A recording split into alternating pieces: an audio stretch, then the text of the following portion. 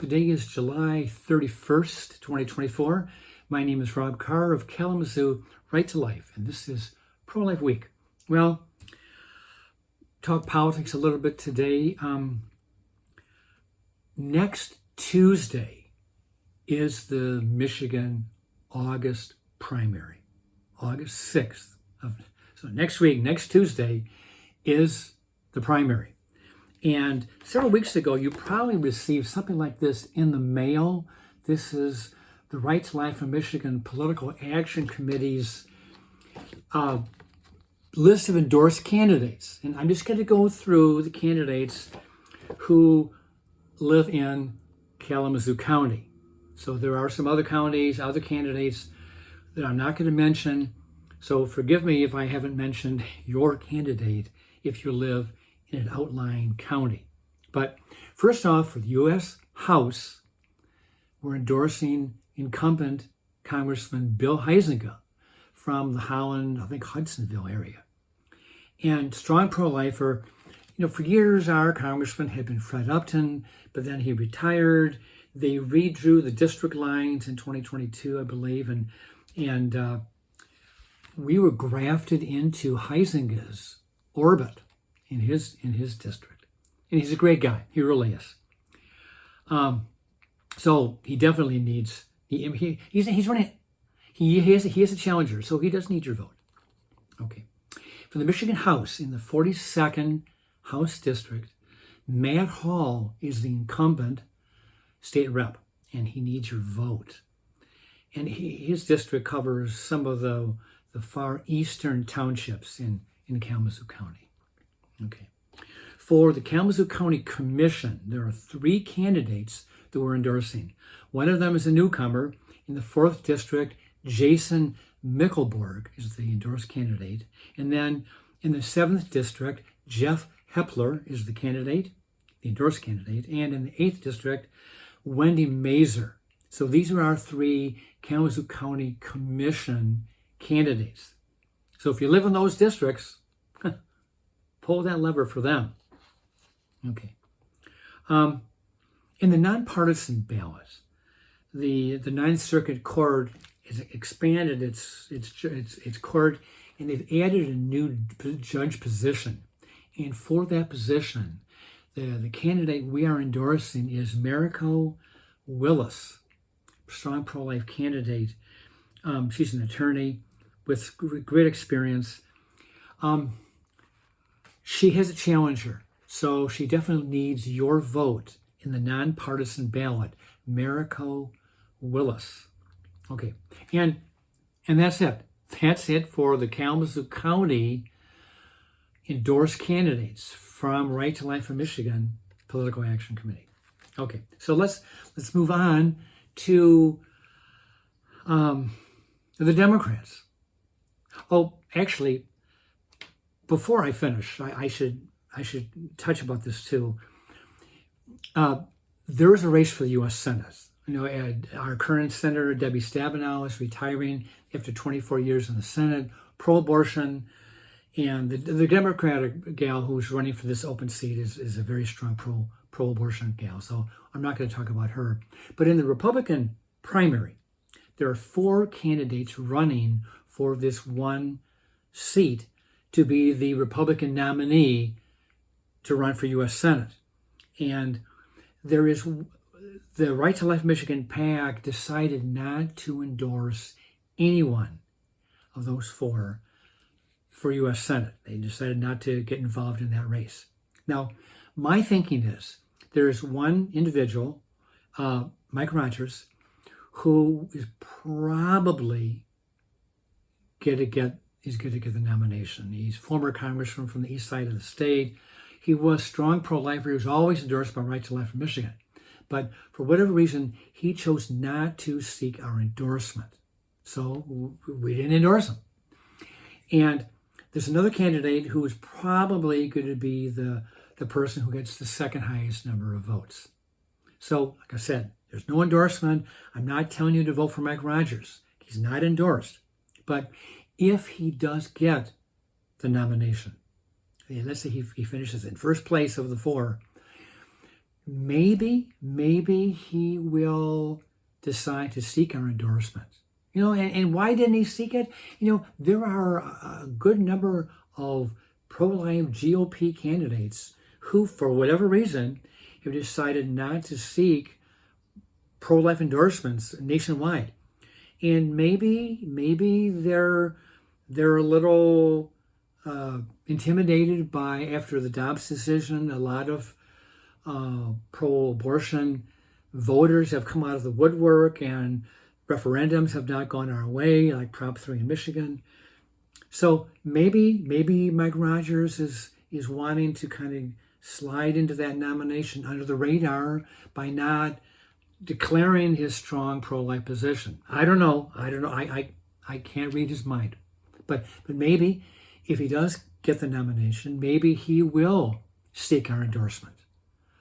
I think he made a mistake. I think he made a mistake by not seeking our endorsement. But anyway, that's just an aside. That's just my own thinking. He's not endorsed. Mike Rogers is not endorsed. So you are free to vote your conscience among those 4 candidates for the Republicans' nomination for U.S. Senate. Okay, so let's move on to my favorite person, Vice President Kamala Harris, the queen of the word salad. I mean, she is just great. And she's going to be the nominee. Why is that? Because the party bosses went up to Joe Biden and said, Joe, you are going to lose the presidency in November, and you're going to take the party down with you. You have got to get out of the race. And I think they forced him out. I really do. He did not go willingly into that dark night. He did not go willingly. So he's gone. Kamala is most likely going to get the nomination in their convention in 2 weeks. And if Biden ran as a centrist, he's always been kind of a moderate when he was a senator. If he ran as a centrist, he governed as a progressive liberal. Well, Kamala Harris, she will run as a progressive, pro-abortion zealot. And if she were to win the election, she will govern as a pro-abortion radical. We cannot allow that to happen. We must defeat her in November. And right now, Trump is ahead in most of the swing states, but she has tightened the gap. She's closed the gap. So it's not as much of a done deal as it was 2 weeks ago. So the GOP has to expose her as the radical she is. On practically every issue, she is a radical. So then I saw yesterday an article on a pro-life website about Secretary of Transportation Pete Buttigieg, former mayor of South Bend, Indiana. And I'm just going to read the headline from this website. Pete Buttigieg. Now, these are not his words, but this is the headline. Killing babies in abortions is a great thing. Now, this is what he did say. So men can be free. So if you get a woman pregnant or a teenage girl pregnant and you pay for her abortion, that has helped you become free. So what is that supposed to mean in Pete Buttigieg's convoluted thinking? Is he saying that men can impregnate women, pay that $700, $800, $900 to get that abortion, so then he's off the hook? He's free again to impregnate another woman and pay for her abortion so he can do it again and again? Whatever happened to personal responsibility? You've made a mistake, you get a woman pregnant, and now it's time to man up, take responsibility. And if you're not married to this woman, you may have to pay child support Most likely you should pay child support. That is the responsible thing to do. You've made a mistake, own up to it, and fulfill that obligation as an adult. Well, of course, the pro-abortion people say, the only adult thing to do is to abort that baby and get rid of the problem. So your slate is clean again. And for Mayor Pete, you're free. You are free to do it again. And what a horrible message to tell young men, and a message to tell women that if you've gotten pregnant by some man, maybe you've decided to have that baby against, advice from the Planned Parenthood types and maybe your friends and relatives and the man. Maybe you decided to have that baby. And maybe the man is not in the picture anymore. Maybe he's not going to pay child support. But you have been exploited. You have been violated. You have been abandoned by that man. And now, who's going to pick up the pieces for your life as you now have to go through life as a single mom? Yes, you're going to find great satisfaction in the love that little boy or girl is going to give you. Unconditional love.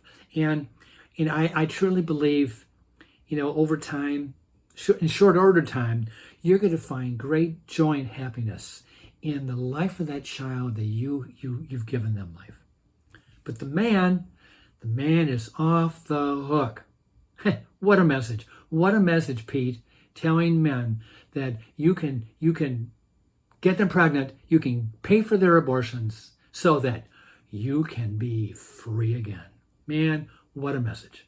With those sobering words, remember, vote next Tuesday, August 6th, Michigan primary. Vote pro-life for those pro-life candidates. With that, I'll let you go, and I'll see you next time.